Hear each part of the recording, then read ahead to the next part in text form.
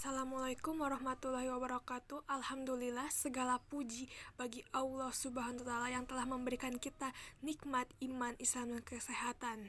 Salawat serta salam semoga tercurah kepada junjungan kita Nabi Muhammad SAW beserta keluarga, sahabat, dan seluruh umatnya hingga akhir zaman.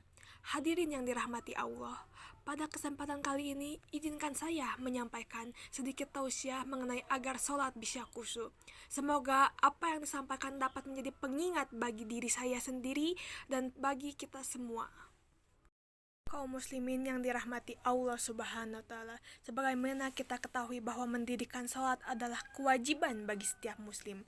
Barang siapa yang mendirikan sholat, maka ia telah mendirikan tiang agama. Barang siapa yang meninggalkannya, maka ia telah merobohkan tiang agama. Sesungguhnya sholat itu diwajibkan untuk menegakkan zikir kepada Allah Subhanahu wa Ta'ala. Karena itu, kalau kita perhatikan seluruh perintah tentang sholat dalam Al-Quran menggunakan kata akama, akimi, dan derivasinya yang diartikannya dirikanlah.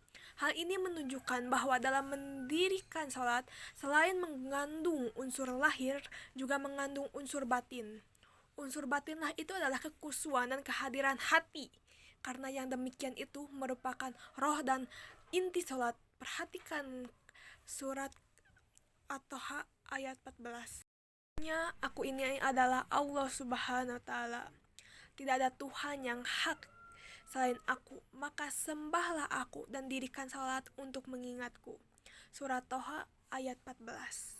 Jadi kalau kita sholat dan tidak ingat Allah Subhanahu wa Ta'ala, malah yang diingat hal-hal yang berbau duniawi, sholat itu pantas dipertanyakan lagi. Maka pantaslah jika besaran pahala orang yang sholat itu berbeda-beda. Semua tergantung kepada kekhusyuan kita ketika sholat.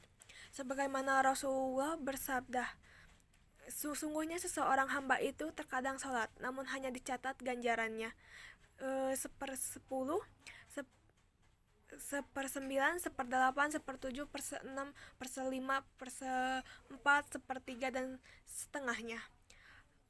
Jamaah yang bahagia, khusyuk menurut Imam Al-Ghazali adalah buah keimanan dan hasil keyakinan akan keagungan Allah Subhanahu wa Ta'ala. Siapa yang dapat merasakannya niscaya akan khusyuk dan salam sholatnya.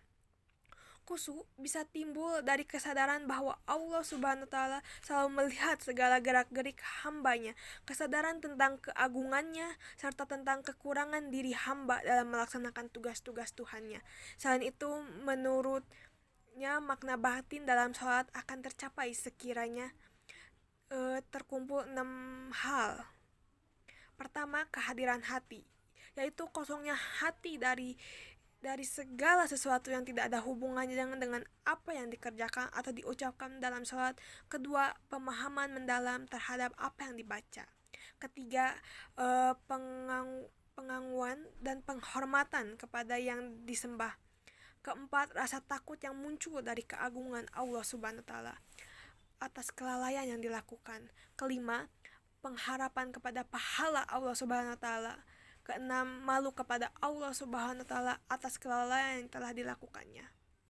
Sira muslimin ramakumullah, kekhusyuan kehadiran hati dalam menjalankan sholat merupakan perilaku para salafus saleh. Diriwayatkan bahwa Ali bin Abi Thalib apabila tiba saat sholat, tubuhnya gemetar dan wajahnya berubah.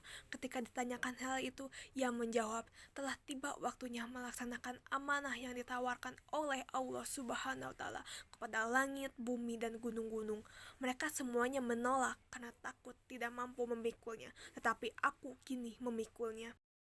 Kisah lain menyebutkan bahwa Hatim al-Hasham ditanya untuk melukiskan sholatnya.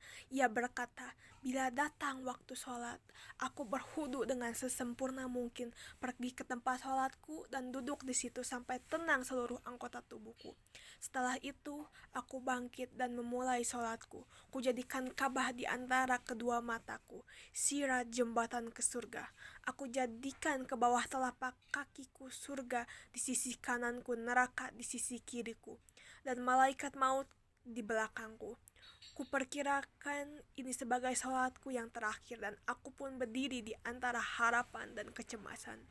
Aku bertakbir dengan hati yang mantap dan membaca ayat-ayat Al-Quran dengan tartil. Kemudian aku mulai ruku dengan hati menunduk dan bersujud. Dengan penuh kekusuhan duduk di atas bagian tubuhku. Sebelah kiri menjadi punggung kakiku sebagai alas sambil menegakkan kaki kananku di atas ibu jarinya. Kulakukan semua itu dengan penuh keikhlasan. Setelah itu aku pun tidak tahu apakah salatku diterima atau tidak. Begitulah sikap para ulama salat. Mereka selalu takut kepada Allah Subhanahu wa taala walaupun kedudukan mereka begitu tinggi. Hal tersebut tidak menjadikan mereka takabur dan merasa aman dari azab Allah Subhanahu wa taala. Mereka selalu ada dalam kondisi antara harapan dan cemas. Lalu bagaimana dengan salat kita? Hanya kita sendiri yang tahu jawabannya. Semoga Allah Subhanahu wa taala memberikan kekuatan kepada kita semua sehingga kita dapat mendirikan ibadah salat dengan khusyuk. Amin. Amin ya rabbal alamin. Sekianlah ceramah yang dapat saya sampaikan. Semoga apa yang tadi disampaikan bermanfaat bagi kita semua dan dapat diamalkan dalam kehidupan sehari-hari. Apabila ada kekurangan, itu datang dari saya. Dan kebenaran hanya milik Allah Subhanahu wa taala. Wassalamualaikum warahmatullahi wabarakatuh.